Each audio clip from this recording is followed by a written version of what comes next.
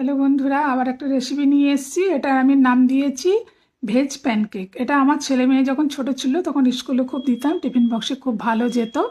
এটা আজকে আবার বানালাম, তাই তোমাদের সাথে শেয়ার করলাম। এটা আমি ব্যাটারটা বানাতে যখন বানালাম তখন আমি ভিডিও করতে ভুলে গেছি। ব্যাটারটা বলে দিচ্ছি, যদিও আমার পটু রাঁধুনিরা সবই জানো, বলার কোনো দরকার নেই, তবুও বলছি। এটা জাস্ট সুজি, দই,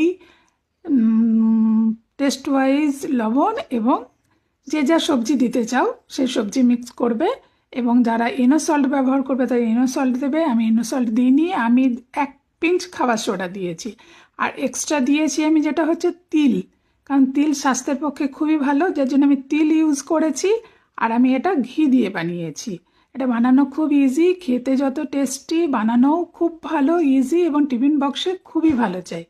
আমি মাঝে মাঝেই তো কিছু না কিছু নিয়ে আসি, কিন্তু আজকে মনে হলো এটা আমি শেয়ার করি, যেহেতু